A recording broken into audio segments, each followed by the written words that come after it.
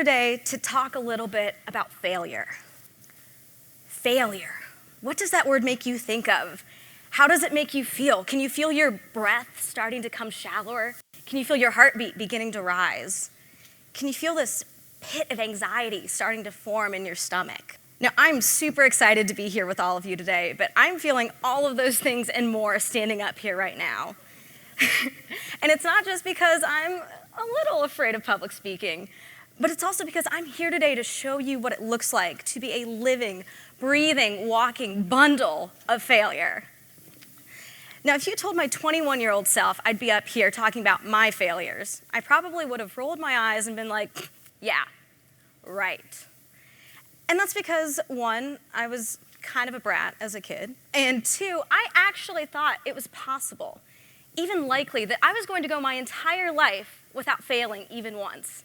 I mean, I had never failed. I worked hard, I got good grades, I went to the name brand school, I even graduated early from that school. Up until I was 21, I had done everything right. And I thought the rest of my life would be smooth sailing because of it. And then I graduated, and I went out into the real world, and oh boy, was I wrong. See, I thought that because I'd always done everything right, that meant that I was going to set the world on fire right out the gate, even with a degree in English and studio art. See, looking back, I don't understand why I thought that was possible, getting a degree in English and studio art and looking for a job right after a recession. But at the time, I was convinced I could do anything with that job. And so after I graduated, I decided I was going to become an elementary school teacher with a program called Teach for America, or TFA. So it's my first day as a fourth grade teacher, and I feel more than prepared to be an amazing teacher. I mean, I'm a newly minted college graduate. I graduated fourth grade like 10 years ago. How hard can it be? Then I walk into the first day of my classroom, and I look out, still feeling pretty good. I see this sea of smiling, angelic 9-year-olds. And then they stand up, and I realize, oh my God, 9-year-olds are huge. Seriously, they are all taller than me. So from day one, I'm already doubting my place as an authority, which makes me absolutely clueless when it comes to managing a classroom. I tried being friendly, then I tried being mean, then I tried talking over them, then I lost my voice, which made me silent and mean. I did all of these things and more in the first 2 months in the classroom. And when one strategy didn't work one day, I tried something completely different the next. Basically, I was kind of a mess, and I let it destroy me. I up and quit after just 2 months on the job because I was convinced that I had failed, which meant that I was a failure. So I packed my bags, I moved back home, I moved back in with my parents, and I'm feeling absolutely humiliated. And I'm not just feeling humiliated, I'm feeling pissed off. I can't believe that after having worked so hard, I'm back at home like I was in high school. I feel like the world has wronged me somehow. And then I get introduced to the startup world one day, and suddenly it feels like it's okay for me to be a failure because everyone in the startup world is a failure. Seriously, in the startup world, we talk about failure a lot, and we like to talk about it. We talk about it so much, we don't even call it failing. We've come up with our own buzzword for it. It's not failing, it's pivoting.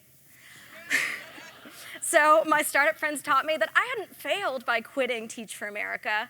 I had just pivoted into something new.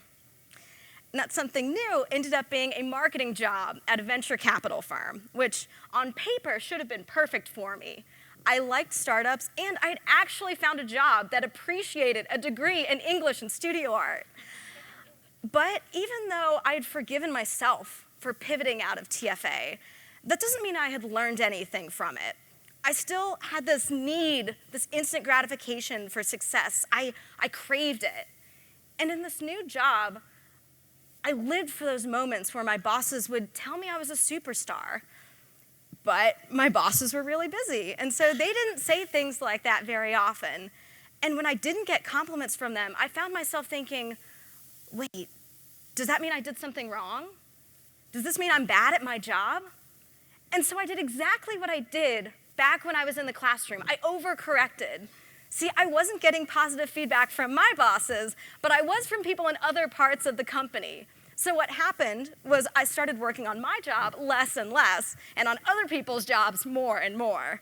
It got to the point I was avoiding my bosses as much as humanly possible, but volunteering for projects on the other side of the company, which, let me tell you from experience, makes for a very tense and awkward work environment for everyone.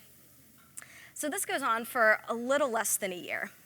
Then my bosses call me into their office, and we sit down for a long talk about cultural fit and staying in your lane. And we decide that I should probably start looking for another job. So at this point, I'm 23 years old, I've been out of college 2 years, and I've already gone through 2 jobs. And even worse, I've just been fired from one of them. And a part of me is starting to think, maybe it's not them, maybe it is me. Maybe I'm not a very employable person. And so instead of looking for another job, I decide to take another pivot and start my own company instead. Now, owning a business is a great way to get that instant gratification I talked about earlier, because every day you have the power to do what you want to do. But that doesn't mean I didn't fail there. In fact, I probably failed even more. I just couldn't handle it the same way that I did when I worked for someone else. I couldn't run away from the problem or push it off on someone else or pretend it didn't exist. If I wanted to make money, I had to be uncomfortable and make mistakes and act in the moment, learn from my mistakes. Like, I remember calling up clients, promising them I knew how to do something, and then being on Google, trying to learn the thing that I promised I already knew. This approach failed me more than one time. It would have been so easy some days to just up and find another job, to close down the business. But that's where I realized that I had been thinking about mistakes and failure all wrong. See, I thought that I had figured it out when I learned how to pivot, because I thought it came down to accepting mistakes and failing fast. But there's also such a thing as failing too fast. And I think this is where the startup world gets it wrong. See, by saying that it's okay to fail fast, it also sounds like it's okay to run away from hard times. That's why anymore, instead of thinking of failures in terms of pivots, I like to think of it like driving and skidding on an icy road. Think back to a time when you've been riding along and all of a sudden, out of nowhere, you hit a patch of ice and go sliding. Think back to that surge of adrenaline. Think back to your palms sweating, that gasp. Think back to that feeling of sheer terror because you have no idea what's coming next. Now, our instinct says that we should steer out of the skid. We should try and get back on course, exactly direction we were coming from. But driver's ed and a lot of fender benders has taught me that you want to do exactly the opposite. What you want to do is steer into the skid. You may hate it. It may terrify you, but you have to embrace it if you want to get back on course. Now, my last big skid was in September 2015.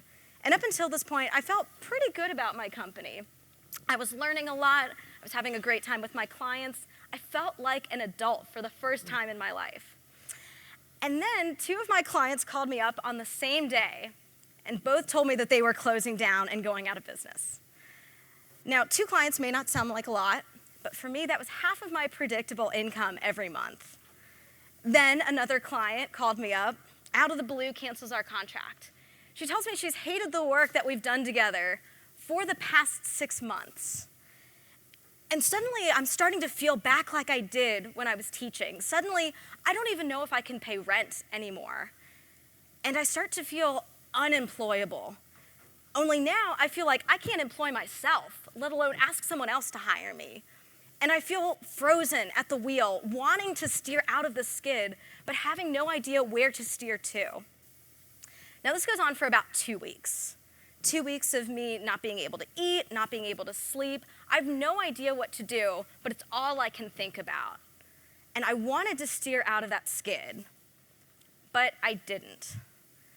I kept going with the company, and even though it's been scaled back now, I'm so glad that I've kept it alive, because in the last 1.5 years, I've gotten to meet so many new clients and work on so many companies and learn so many things that I never would have learned before. And I'm not gonna lie, it's been hard sometimes leaning into that uncertainty. And it's stressful and it's scary, and I don't know if that ever goes away. But what I will say is that once I stopped looking at life in terms of successes and failures, or even in terms of pivots, I became a lot more okay with that uncertainty.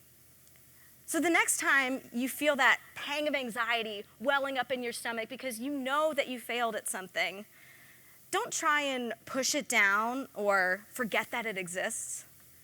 Recognize it. Embrace that skid, and somehow, some way, you'll find a way to drive on. Thank you.